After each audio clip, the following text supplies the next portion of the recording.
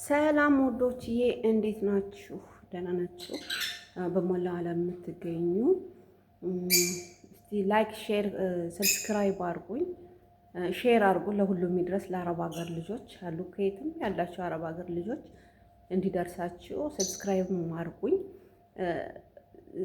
እኔ የምላችሁ ምንድነው ስትሳፈሩ አሁን ለምሳሌ ከአረብ ሀገር ወደ ኢትዮጵያ ስትሳፈሩ አሁን ለምሳሌ ዱባይ እኔ የማውቀውን የዛሬ 4 ዓመት ምናምን ስሳፈር 46 ኪሎ ነው ትኬቴ።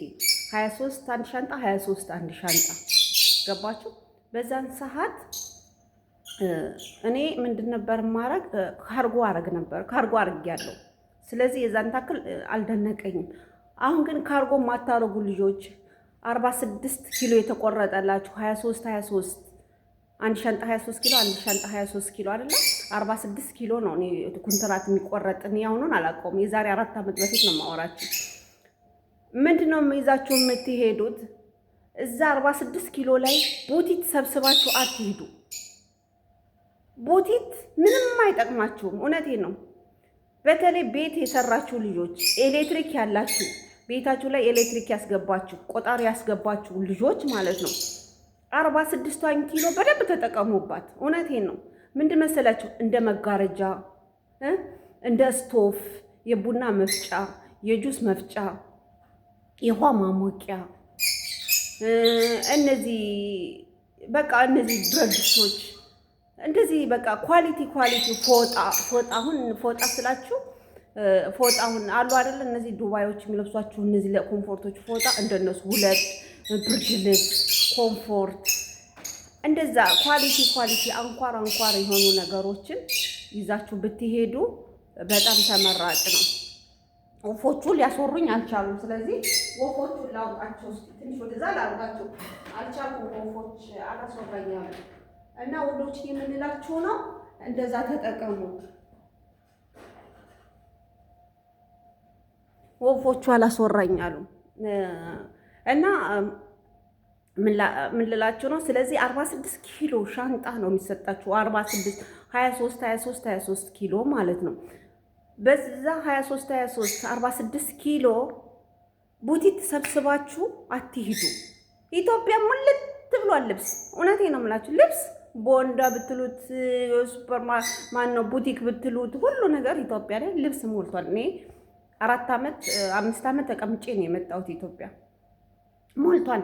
አሁን ስትሄዱ ግን ምንድነው የምታረጉ? በተለይ ኮንትራት ቤት ሰርታችሁ ካርጎ ማታረጉ ልጆች 46 ኪሎ አላችሁ። እኔ የማውቀው ነው 23 ለሁለት ሻንጣ 46 ኪሎ አላችሁ። ስትሄዱ 46ቱን ኪሎ ቡቲት ሰብስባችሁ አይደለም መሄድ።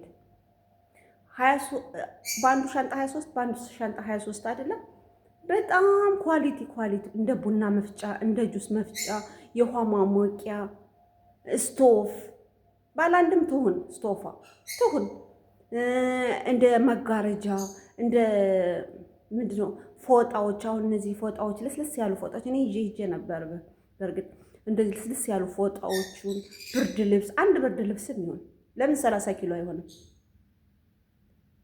6 ኪሎም ይሁን ትንሿ እሷንም አርጋችሁ እንደዛ ይዛችሁ ነው መሄድ። ገብቷችኋል? እንጂ ቡቲት ሰብስባችሁ ስትሄዱ ኢትዮጵያ ላይ ቡቲት ሞልቷል። እንኳን እነዚህ አረቦች የጣሉት በጣም ሃይ ኳሊቲ ኢትዮጵያ በጣም ፋሽን ሞልቷል። ልነግራችሁ እቃ ግን ይዛችሁ ብትሄዱ አንደኛ እንደደረሳችሁ ትጠቀሙበታላችሁ። እቃ ይጠቅማችኋል። ቡቲት ሰብስባችሁ አትሄዱ።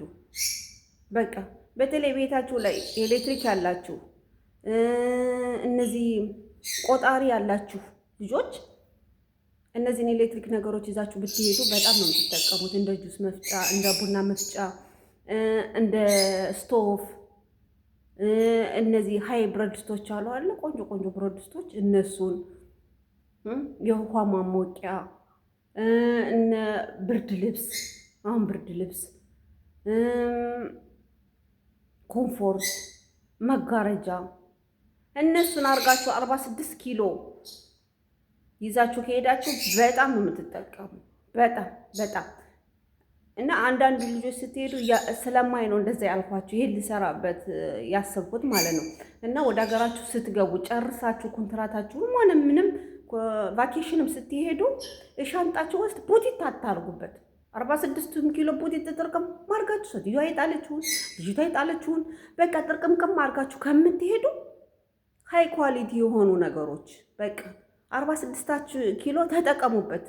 እንደ ስቶፍ፣ እንደ ውሃ ማሞቂያ፣ እንደ ቡና መፍጫ፣ የጁስ መፍጫ፣ እንደዚህ እነዚህ ፎጣዎች፣ እነዚህ ኮምፎርት የሆኑ ፎጣዎች፣ እንደ ብርድ ልብስ፣ እንደ ኮምፎርት ገብቷቸዋል። የፈለገው ልጅ እንኳ ቢኖራችሁ የፈለገው ቢሆን ቡቲት ለልጅ ለምን ቡቲት ይዛችሁ አትሄዱ?